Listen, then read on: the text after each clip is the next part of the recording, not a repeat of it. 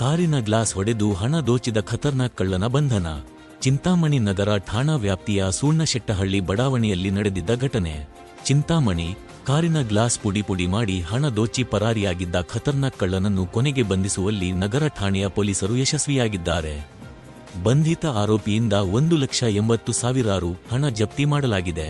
July 15, 2024 ರಂದು ನಗರ police ಠಾಣೆ ಸರಹದ್ದಿನ ಯಜ್ಞವಲ ದೇವಾಲಯ ಬಳಿ ನಿಲ್ಲಿಸಿದ್ದ ಕಾರ್ನ ಗ್ಲಾಸ್ ಅನ್ನು ಪುಡಿ ಮಾಡಿ ಕಾರಿನಲ್ಲಿ ಇಟ್ಟಿದ್ದ ನಗದು ಹಣವನ್ನು ಕಳ್ಳತನ ಮಾಡಿಕೊಂಡು ಖತರ್ನಾಕ್ ಕಳ್ಳ ಪರಾರಿಯಾಗಿದ್ದ.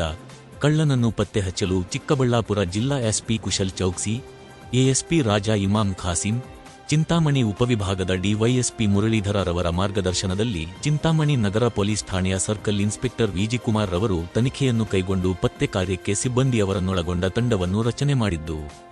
ಕಳ್ಳತನ ಮಾಡಿ ಪರಾರಿಯಾಗಿದ್ದ ಆರೋಪಿ ಸಂದೀಪ್ ಬಾಬು ಬೋವಿ ಅಲಿಯಾಸ್ ವೆಂಕಟೇಶ್, 19 ವರ್ಷ, ಹೊಸಮನೆ ಸರ್ಕಲ್, 2ನೇ ಕ್ರಾಸ್, ಪೋಸ್ಟ್ ಆಫೀಸ್ ಹಿಂಭಾಗ, ಭದ್ರಾವತಿ ಟೌನ್, ಶಿವಮೊಗ್ಗ ಜಿಲ್ಲೆ ಎಂದು ಗುರುತಿಸಲಾಗಿದೆ.